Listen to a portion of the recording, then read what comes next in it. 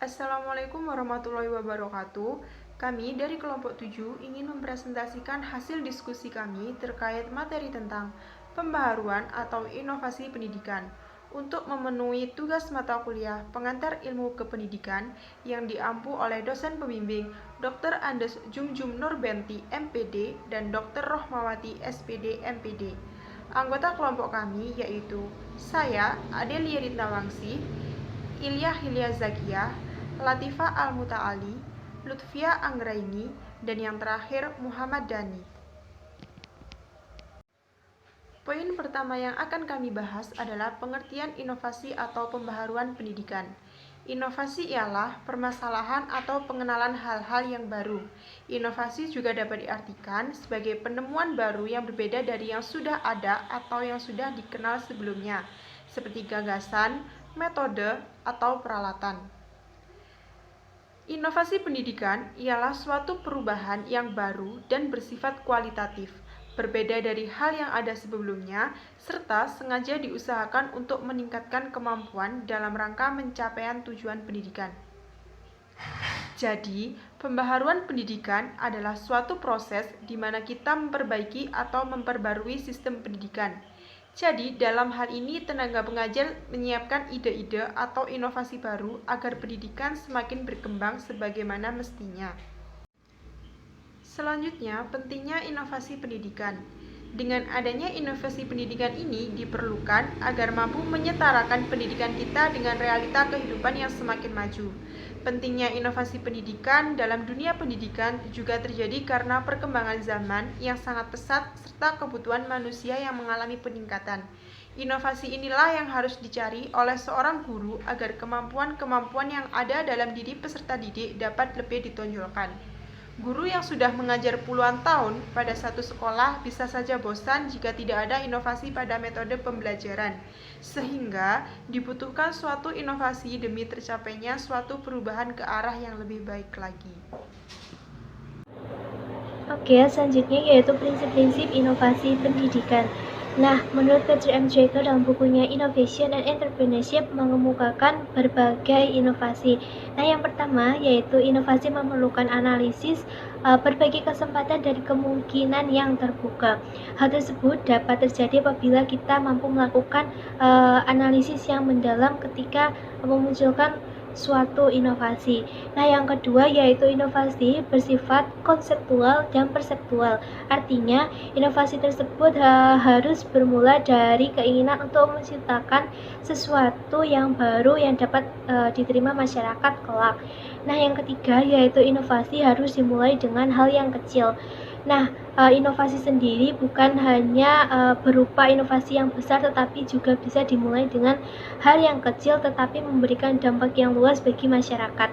Nah, yang keempat yaitu inovasi diarahkan pada kepemimpinan atau kepelaporan.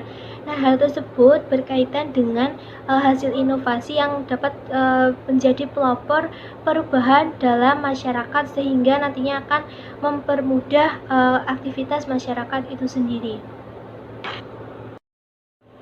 Selanjutnya yaitu hambatan-hambatan inovasi pendidikan. Nah, seperti yang kita tahu, inovasi pendidikan sendiri hadir bukan tanpa hambatan. Nah, ada beberapa hambatan yang bisa kita cermati. Yang pertama yaitu pemerataan kesempatan belajar dan ketersediaan kuantitas. Nah, hal tersebut bisa kita lihat dari ketidakmerataan fasilitas pendidikan di Indonesia itu sendiri. Nah, yang selanjutnya yaitu perlunya kualitas unggul terutama dalam bidang pemenuhan dana, ketersediaan pengajar yang kompeten, dan penyediaan fasilitas pendidikan yang memadai. Nah, hal ini sering kita jumpai dalam kehidupan kita sehari-hari sehingga kualitas-kualitas unggul tersebut harus diperhatikan oleh pemerintah yang memiliki wewenang akan hal tersebut. Nah, selanjutnya yaitu dibutuhkan relevansi antara materi pendidikan dengan ditetapkannya kurikulum ajar. Nah, hal ini sudah sesuai dengan apa yang tujuan pendidikan kita terapkan.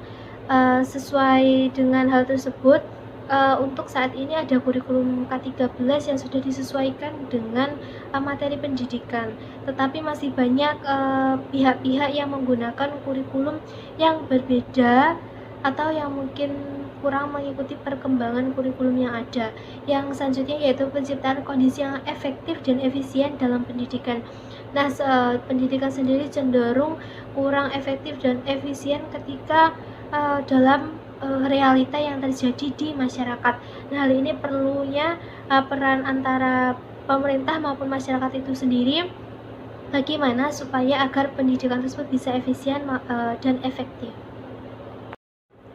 Oke, selanjutnya yaitu faktor-faktor yang mempengaruhi inovasi pendidikan. Ada 3 faktor.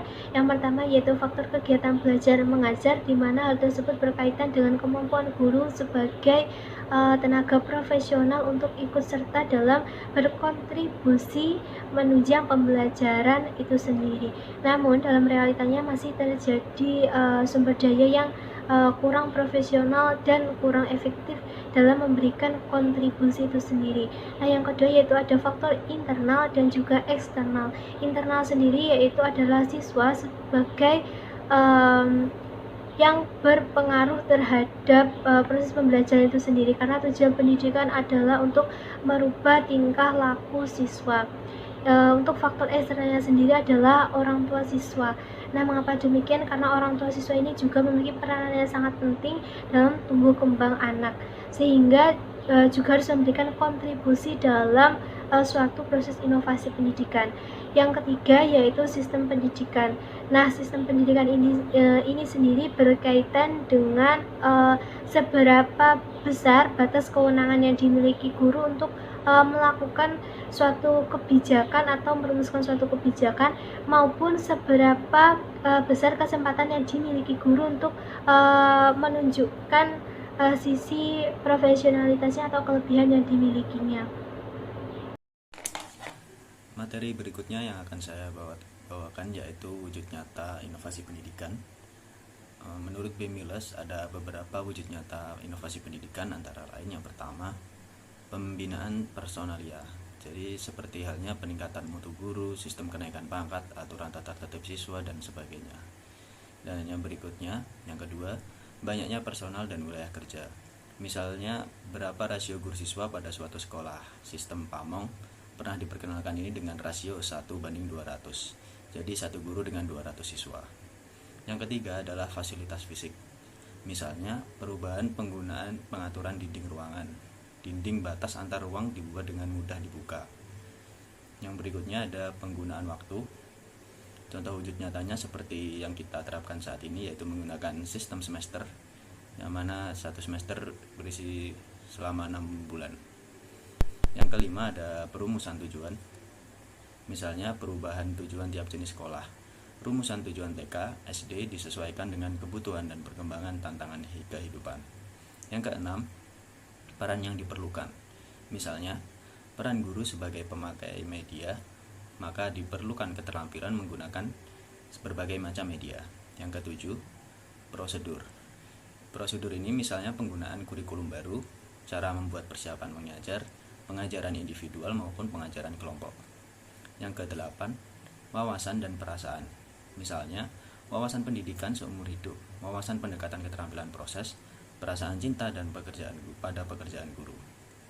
Yang kesembilan yaitu bentuk hubungan antar bagian atau mekanisme kerja.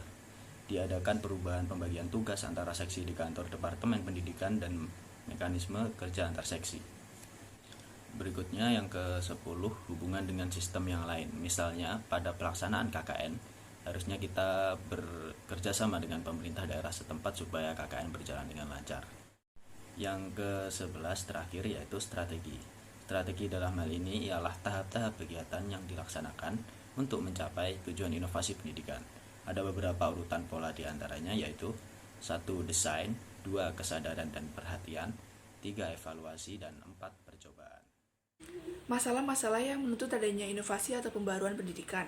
Yang pertama ada perkembangan iptek, yang kedua pertambahan penduduk, yang ketiga meningkatnya animo masyarakat memperoleh pendidikan yang lebih baik, yang keempat menurunnya kualitas pendidikan, dan yang terakhir kurangnya relevansi pendidikan. Masalah-masalah itu semua menuntut kita untuk meninggalkan konsepsi-konsepsi dan cara-cara kerja tradisional dan linier, dan harus berani mengembangkan pendekatan-pendekatan alternatif yang inovatif dengan jalan menjelajahi, mencobakan, dan menetapkan orientasi dan struktur baru dalam pendidikan. Pengertian pendidikan karakter. Pendidikan karakter adalah suatu sistem pendidikan dengan penanaman nilai-nilai sesuai dengan budaya bangsa dengan komponen aspek pengetahuan atau kognitif, sikap perasaan atau affection feeling, dan tindakan, baik terhadap Tuhan Yang Maha Esa, baik untuk diri sendiri, masyarakat, dan bangsanya. Pengertian pendidikan multikultural. Pendidikan multikultural merupakan suatu gerakan pembaruan dan proses untuk menciptakan lingkungan pendidikan yang setara untuk seluruh siswa. Sebagai sebuah gerakan pembaruan, istilah pendidikan multikultural masih dipandang asing bagi masyarakat umum. Bahkan, penafsiran terhadap definisi maupun pengertian pendidikan multikultural juga masih diperdebatkan di kalangan pakar pendidikan. Prinsip pendidikan multikultural ada 5. 1. Pendidikan multikultural adalah gerakan politik yang bertujuan menjamin keadilan sosial bagi seluruh warga masyarakat tanpa memandang latar belakang yang ada. Kedua, pendidikan multikultural mengandung 2 dimensi. Ketiga, pendidikan multikultural menekankan reformasi pendidikan yang komprehensif. Keempat, tujuan pendidikan multikultural adalah menyediakan bagi setiap siswa jaminan memperoleh kesempatan guna mencapai prestasi yang maksimal sesuai dengan kemampuan yang dimiliki. Kelima, pendidikan multikultural adalah pendidikan yang baik untuk seluruh siswa tanpa memandang latar belakangnya. Wujud implementasi pendidikan multikultural di Indonesia.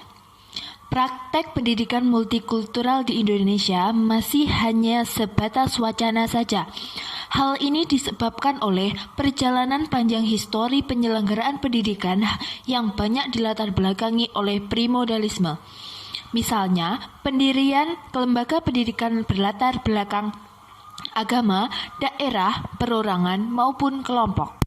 Kita bisa menyimpulkan bahwa inovasi pendidikan itu sangat dibutuhkan agar pelaku pendidikan tidak bosan dalam belajar maupun mengajar, serta dengan adanya inovasi pendidikan bisa membuat kita semakin semangat dalam belajar dan banyak hal-hal positif jika inovasi pendidikan dikembangkan.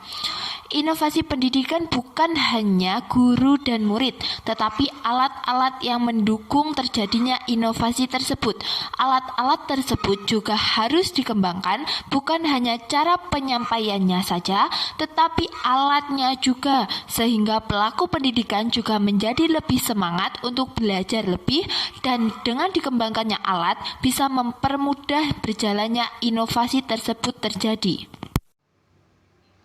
Sekian presentasi dari kelompok 7. Apabila dari kami ada salah kata, kami mohon maaf. Wassalamualaikum warahmatullahi wabarakatuh.